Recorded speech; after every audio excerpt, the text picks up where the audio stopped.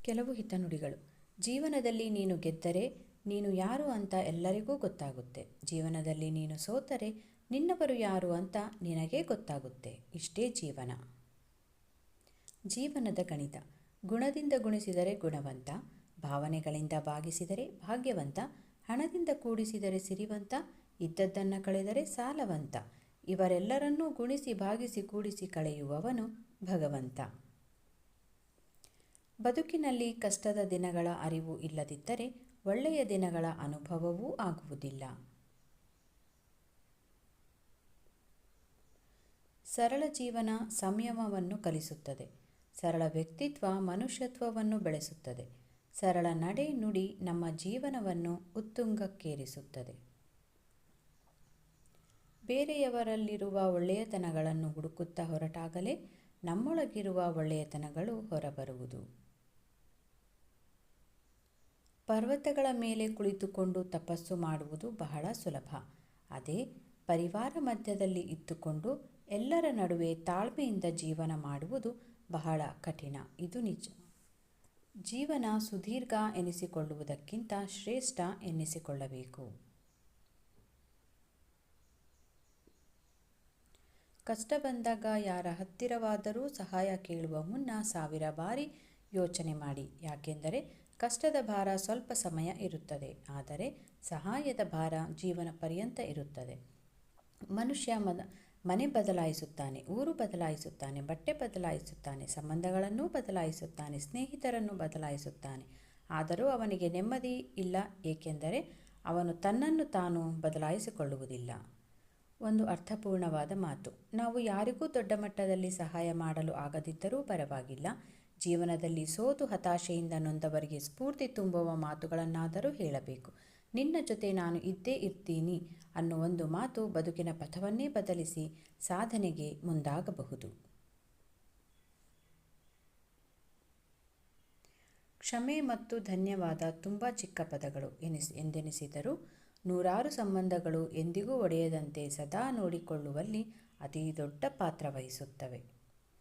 ಆಕಾಶ ಎಷ್ಟೇ ವಿಶಾಲವಾಗಿದ್ದರೂ ನಕ್ಷತ್ರಕ್ಕೆ ಇರೋ ಬೆಲೆ ಆಕಾಶಕ್ಕಿಲ್ಲ. ಹಾಗೆ ಒಬ್ಬ ವ್ಯಕ್ತಿ ಎಷ್ಟೇ ಶ್ರೀಮಂತನಾಗಿದ್ದರೂ ಅವನ ಗುಣಕ್ಕೆ ಇರೋ ಬೆಲೆ ಅವನ ಹಣಕ್ಕಿಲ್ಲ. ಬರೀ ಹಣ ಇರುವವನು ಆಳಿಗೆ ಮಾತ್ರ ಯಜಮಾನ, ಆದರೆ ಗುಣ ಇರುವವನು ಮನುಷ್ಯ ಕುಲಕ್ಕೆ ಯಜಮಾನ. ನೆಟ್ಟ ಗಿಡ, ಬೆಳೆಸಿಕೊಂಡಿರುವ ಸ್ನೇಹ ಎರಡೂ ಅಪರೂಪವಾದವುಗಳೇ. ಒಂದು ನೆರಳು ನೀಡುತ್ತದೆ, ಮತ್ತೊಂದು ಜೊತೆಯಾಗಿ ಇದ್ದು ಮನಸ್ಸನ್ನು ಉತ್ಸಾಹದಿಂದ ಇರುವಂತೆ ಮಾಡುತ್ತದೆ. ಕನಸುಗಳು ನನಸಾಗಿಲ್ಲ ಎಂದು ಯಾವತ್ತೂ ಪ್ರಯತ್ನ ಪಡುವುದನ್ನು ನಿಲ್ಲಿಸಬಾರದು. ಏಕೆಂದರೆ ಕೆಲವೊಮ್ಮೆ ಬಾಡಿದ ಗಿಡಗಳಿಗೆ ನೀರುಣಿಸುವುದರಿಂದ ಚಿಗುರೊಡೆದು ಬದುಕುತ್ತವೆ. ಸಮಯದ ಚಕ್ರವು ಬಹಳ ವೇಗವಾಗಿ ಓಡುತ್ತದೆ. ಆದ್ದರಿಂದ ಇಲ್ಲಿ ನಿಮ್ಮ ಶಕ್ತಿ ಮತ್ತು ಸಂಪತ್ತಿನ ಬಗ್ಗೆ ಎಂದಿಗೂ ಅಹಂಕಾರವನ್ನು ತೋರಿಸಬೇಡಿ. ಯಾರಾದರೂ ನಿಮ್ಮನ್ನು ಪ್ರೀತಿಸುವುದಕ್ಕಿಂತ ನಿಮ್ಮ ಮೇಲೆ ವಿಶ್ವಾಸವಿಡುವುದು ನಿಮಗೆ ಕೊಟ್ಟ ಅತಿದೊಡ್ಡ ಉಡುಗೊರೆ. ಯೋಗದಿಂದ ಬಂದದ್ದು ಶಾಶ್ವತವಲ್ಲ, ಯೋಗ್ಯತೆಯಿಂದ ಬಂದದ್ದು ಶಾಶ್ವತ.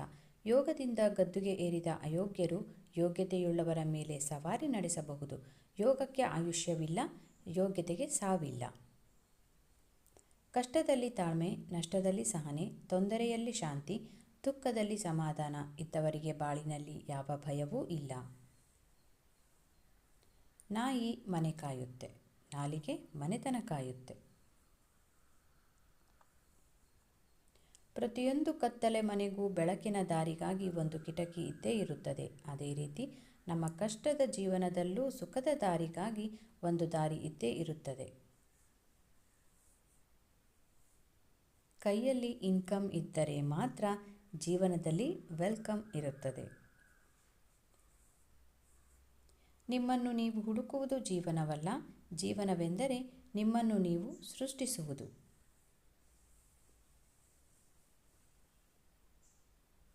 ಮನುಷ್ಯ ಈ ಎರಡು ವಿಷಯದಲ್ಲಿ ಅಸಹಾಯಕ. ಒಂದು ದುಃಖವನ್ನು ಮಾರಲಾರ, ಇನ್ನೊಂದು ಖುಷಿಯನ್ನು ಖರೀದಿಸಲಾರ. ಬೆಲೆ ಕಟ್ಟಲಾಗದ ವಸ್ತು ಅಂತ ಏನಾದರೂ ಭೂಮಿ ಮೇಲೆ ಇದ್ದರೆ ಅದು ಒಳ್ಳೆಯತನ ಮಾತ್ರ. ಅದೊಂದೇ ನಾವು ಉಳಿಸಿಕೊಟ್ಟು ಹೋಗುವ ಬೆಲೆ ಕಟ್ಟಲಾಗದ ಆಸ್ತಿ. ಯಾರಾದರೂ ಹೊಗಳಲಿ ತೆಗಳಲಿ ಲಾಭ ಮಾತ್ರ ನಮ್ಮದೇ, ಏಕೆಂದರೆ ಹೊಗಳಿಕೆ ಪ್ರೇರೇಪಿಸುತ್ತದೆ ಮತ್ತು ತೆಗಳಿಕೆ ಜಾಗರೂಕರಾಗಿರಲು ಎಚ್ಚರಿಕೆ ನೀಡುತ್ತದೆ. ತಾನು ಉಪವಾಸ ಇದ್ದು ತನ್ನ ಮಕ್ಕಳಿಗೆ ತುತ್ತು ಕೊಡುವ ಜೀವ ಅಂದರೆ ಅದು ಅಮ್ಮ ಮಾತ್ರ. ರೂಪಾಯಿ ಆದರೂ ರೂಪ ಆದರೂ ತುಂಬ ದಿನ ಇರೋದಿಲ್ಲ. ಮನುಷ್ಯನ ಒಂದು ಒಳ್ಳೆಯತನ ಅನ್ನೋದು ಚಿರಕಾಲ ನೆನಪಿನಲ್ಲಿ ಉಳಿಯುತ್ತದೆ. ಪೂರ್ತಿ ವಿಷಯ ತಿಳಿಯದೆ ಯಾರ ಬಗ್ಗೆಯೂ ಕೇವಲವಾಗಿ ಮಾತನಾಡಬೇಡಿ, ಏಕೆಂದರೆ ಅವರ ಪರಿಸ್ಥಿತಿ ಮತ್ತು ಸಂದರ್ಭ ಯಾರಿಗೆ ಗೊತ್ತು. ಕಾಲಿಗೆ ಆದ ಗಾಯ ಹೇಗೆ ನಡೆಯಬೇಕೆಂಬುದನ್ನು ಕಲಿಸುತ್ತದೆ, ಮನಸ್ಸಿಗೆ ಆದ ಗಾಯ ಹೇಗೆ ಬದುಕಬೇಕೆಂಬುದನ್ನು ಕಲಿಸುತ್ತದೆ. ತಿನ್ನಲು ಊಟವೇ ಇಲ್ಲದ ಪರಿಸ್ಥಿತಿಯಿಂದ ಶುರುವಾಗಿ ಊಟ ತಿನ್ನಲು ಟೈಮ್ ಸಿಗದ ಹಾಗೆ ಬೆಳೆದು ನಿಲ್ಲುವುದು ನಿಜವಾದ ಸಾಧನೆ. ದುಡ್ಡು ಎಲ್ಲರಿಗೂ ಸಿಗುತ್ತೆ, ಆದರೆ ಒಳ್ಳೆಯವರು ದುಡ್ಡಿಗೆ ಎಲ್ಲಿಯೂ ಸಿಗುವುದಿಲ್ಲ. ಬದುಕು ಎಷ್ಟು ಶ್ರೀಮಂತವಾಗಿದೆ ಅನ್ನೋದಕ್ಕಿಂತ ಎಷ್ಟು ನೆಮ್ಮದಿಯಾಗಿದೆ ಅನ್ನೋದು ತುಂಬ ಮುಖ್ಯ. ಮನಸ್ಸಿನಲ್ಲಿ 100 ಆಲೋಚನೆ ದುಃಖ ಇದ್ದರೂ ನಗುವ ಮುಖ ನೋಡಿ ಮನ ನುಡಿಯಿತು, ಏಕೆ ಈ ನೋವಿನಲ್ಲೂ ನಗು, ಆ ನಗು ನುಡಿಯಿತು ನನಗಾಗಿ ಅಲ್ಲ ನನ್ನವರಿಗಾಗಿ. ಒಳ್ಳೆಯ ಸಂಬಂಧ ಒಂದು ಪುಸ್ತಕವಿದ್ದಂತೆ, ಪುಸ್ತಕ ಎಷ್ಟೇ ಹಳೆಯದಾದರೂ ಅದರಲ್ಲಿನ ಪದಗಳು ಬದಲಾಗುವುದಿಲ್ಲ. ಬದುಕಿನಲ್ಲಿ ಎಲ್ಲ ಯಶಸ್ಸಿಗೂ 3 ಔಷಧಗಳಿವೆ, ಒಂದು ವಿದ್ಯೆ, ಇನ್ನೊಂದು ದುಡಿಮೆ, ಮತ್ತೊಂದು ತಾಳ್ಮೆ. ಬದುಕು ಎಷ್ಟು ಶ್ರೀಮಂತವಾಗಿದೆ ಅನ್ನೋದಕ್ಕಿಂತ ಎಷ್ಟು ನೆಮ್ಮದಿ ಸುಖಕರವಾಗಿದೆ ಅನ್ನೋದು ಮುಖ್ಯ. ಬೇರೆಯವರಲ್ಲಿರುವ ಒಳ್ಳೆಯತನಗಳನ್ನು ನಾವು ಹುಡುಕುತ್ತಾ ಹೊರಟಾಗಲೇ ನಮ್ಮೊಳಗಿರುವ ಒಳ್ಳೆಯತನಗಳು ಹೊರಬರುವುದು.